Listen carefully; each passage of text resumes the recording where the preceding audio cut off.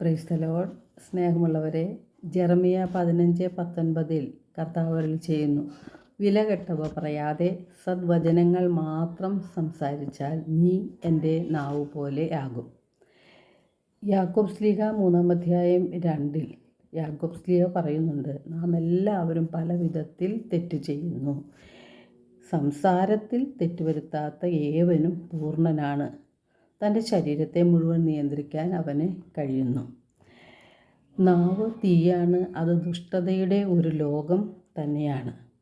അതിനാൽ നാം നമ്മുടെ നാവിനെ നിയന്ത്രിച്ചേ പറ്റൂ.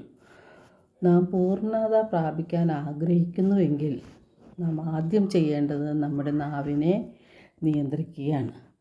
ലൗകിക വ്യർത്ഥ ഭാഷണം, കുറ്റം വിധിക്കൽ, പരദൂഷണം, നുണ പറയൽ, അധിക സംസാരം എന്നിവയെല്ലാം നാം ഉപേക്ഷിച്ചാൽ നമ്മുടെ ശരീരത്തെ ശുദ്ധീകരിക്കാൻ സാധിക്കും. നല്ല കാര്യങ്ങൾ സന്ദർഭമനുസരിച്ച് സംസാരിക്കുകയാണ് നാം ചെയ്യേണ്ടത്. നമ്മുടെ ഹൃദയത്തിൽ അസൂയ ഉള്ളതുകൊണ്ടാണ് മറ്റുള്ളവരെ നാം കുറ്റം പറയുന്നത്. മറ്റുള്ളവരെ ചെറുതാക്കുമ്പോൾ ഒരു ചെറിയ സന്തോഷം നമ്മുടെ മനസ്സിൽ തോന്നുന്നുണ്ട്. അത് സാത്താൻ്റെ പ്രവർത്തനമാണ് എന്ന് നാം തിരിച്ചറിയണം. നാം വിലകെട്ടവ പറയാതെ സദ്വചനങ്ങൾ മാത്രം സംസാരിച്ചാൽ നമ്മുടെ നാവ് ദൈവത്തിൻ്റെ നാവ് പോലെയാകും. സങ്കീർത്തനം 34:13 തിന്മയിൽ നിന്ന് നാവിനെയും വ്യാജഭാഷണത്തിൽ നിന്ന് അധരങ്ങളെയും സൂക്ഷിച്ചുകൊള്ളുവിൻ എന്ന് സങ്കീർത്തകൻ പറയുന്നുണ്ട്. ഫിലിപ്പി 3:20 നമ്മുടെ പൗരത്വം സ്വർഗത്തിലാണ്. അതിനാൽ സ്വർഗത്തെ ലക്ഷ്യമാക്കിയാണ് ഈ ഭൂമിയിൽ നാം ജീവിക്കേണ്ടത്. എന്നാൽ നാം പലപ്പോഴും ഭൗമികമായ കാര്യങ്ങളിലെ കുറിച്ചാണ് ചിന്തിക്കുന്നതും അതിനുവേണ്ടിയാണ് അധ്വാനിക്കുന്നതും പ്രയത്നിക്കുന്നതുമെല്ലാം. സമ്പത്ത്, പണം, സ്ഥാനമാനങ്ങൾ, അതുപോലെ ഈ ലോകത്തിൻ്റെ നേട്ടങ്ങളും കയ്യടികളും പിടിച്ചു പറ്റാനുള്ള പരിശ്രമമാണ് നമ്മുടെ ഭാഗത്തുള്ളത്. ഇവയെല്ലാം നശ്വരങ്ങളാണ് എന്നൊരു ബോധ്യം നമ്മുടെ മനസ്സിൽ ഇല്ല. സ്വർഗം ലക്ഷ്യമാക്കി ജീവിക്കുന്നവർക്ക് ഇവയെല്ലാം വിലകെട്ടവ തന്നെയാണ്. വിലകെട്ടതിന് വില കൊടുക്കുന്ന ഒരു സമൂഹത്തിലാണ് നാം ഇന്ന് ജീവിക്കുന്നത്. നാം പറയുന്ന ഓരോ വ്യർത്ഥ വാക്കിനും വിധി ദിനത്തിൽ ദൈവത്തിൻ്റെ മുൻപിൽ കണക്ക് കൊടുക്കേണ്ടി വരും. യേശു പറയുന്നു, നിങ്ങൾ ആദ്യം അവിടുത്തെ രാജ്യവും അവിടുത്തെ നീതിയും അന്വേഷിക്കുവിൻ, അതോടൊപ്പം ബാക്കിയെല്ലാം നമുക്ക് ലഭിക്കുമെന്ന്.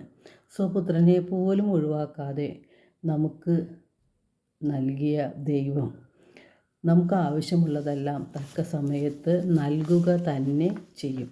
യോഹന്നാൻ 6:27 യേശു പറയുന്നു, നശ്വരമായ അപ്പത്തിനു വേണ്ടി അധ്വാനിക്കാതെ മനുഷ്യപുത്രൻ തരുന്ന നിത്യജീവൻ്റെ അപ്പത്തിനു വേണ്ടി അധ്വാനിക്കുവിൻ എന്ന്. നമ്മെ വിളിച്ചിരിക്കുന്നത് വിശുദ്ധിയിലേക്കാണ്. നമുക്ക് നിത്യജീവൻ പ്രാപിക്കണമെങ്കിൽ വിശുദ്ധി വേണം.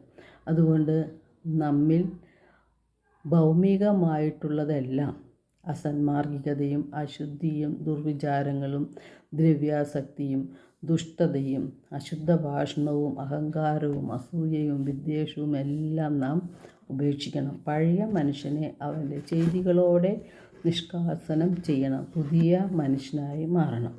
എഫേസ്യർ 4:22 വിശുദ്ധ പൗലോസ് ശ്ലീഹ പറയുന്നു, നിങ്ങളുടെ പഴയ ജീവിത രീതിയിൽ നിന്ന് രൂപം കൊണ്ട വഞ്ചന നിറഞ്ഞ ആസക്തികളാൽ കലുഷിതമായ പഴയ മനുഷ്യനെ ദൂരെ എറിയുവിൻ.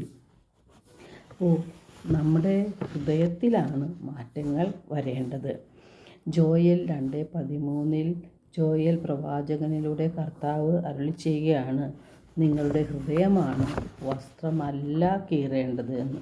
പഴയ മനുഷ്യനെ ദൂരെ എറിയണമെങ്കിൽ ഹൃദയത്തിൽ മാറ്റം വന്നേ മതിയാവൂ. എഫേസ്യർ 4:29-31 വരെയുള്ള തിരുവചനങ്ങളിലൂടെ പരിശുദ്ധാത്മാവ് നമ്മോട് പറയുന്നു, നിങ്ങളുടെ അധരങ്ങളിൽ നിന്ന് തിന്മയുടെ വാക്കുകൾ പുറപ്പെടാതിരിക്കട്ടെ. കേൾവിക്കാർക്ക് ആത്മീയ ചൈതന്യം പ്രദാനം ചെയ്യുന്നതിനായി അവരുടെ ഉന്നതിക്ക് ഉതകും വിധം നല്ല കാര്യങ്ങൾ സന്ദർഭമനുസരിച്ച് സംസാരിക്കുവിൻ.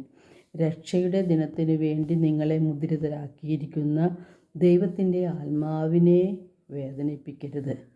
അപ്പോൾ സകല വിദ്വേഷവും, ക്ഷോഭവും, ക്രോധവും, അട്ടഹാസവും, ദൂഷണവും എല്ലാ തിന്മകളും നാം ഉപേക്ഷിക്കണം.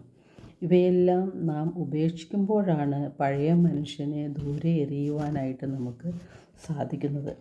എഫേസ്യസ് 4:27 തിരുവചനം പറയുന്നുണ്ട്, സാത്താന് നാം അവസരം കൊടുക്കരുത് എന്ന്. എല്ലാവർക്കും ഒരു നല്ല ദിനം ആശംസിക്കുന്നു. ദൈവം നമ്മെ ഓരോരുത്തരെയും സമൃദ്ധമായി അനുഗ്രഹിക്കട്ടെ.